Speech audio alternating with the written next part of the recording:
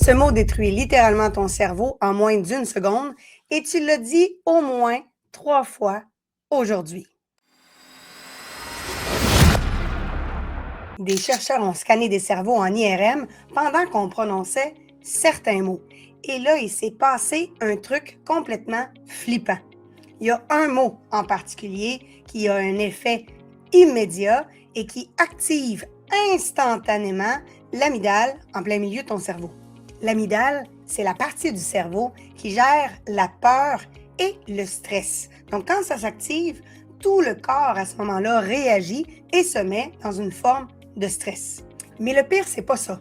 Le pire, c'est que ce mot-là bloque totalement la production de dopamine. C'est un neurotransmetteur qui est associé au plaisir et au sentiment de récompense et à plein d'autres trucs aussi. Donc, évidemment, quand on arrête de produire de la dopamine, on n'est pas dans un état hop la vie.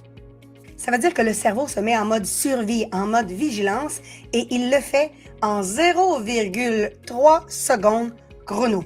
Et c'est même pas un mot vulgaire. C'est un mot que tout le monde utilise sans réfléchir. C'est le mot mais. M-A-I-S. Un mot très simple.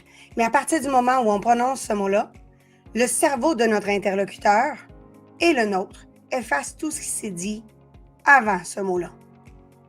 Je suis d'accord avec toi, mais ce que la personne va retenir, c'est ce qui suit le mais et non pas ce qu'il y a avant.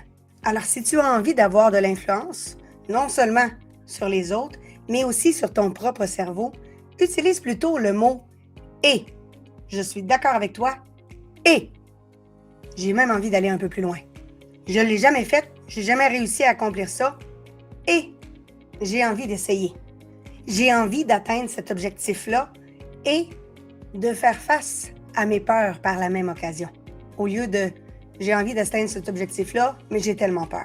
Parce que si tu utilises le mot « et », ton cerveau, à ce moment-là, il reste ouvert. La dopamine, elle est produite. Ça te permet d'aller de l'avant. Teste maintenant et écris-moi dans les commentaires les changements que tu as pu observer par toi-même. À bientôt!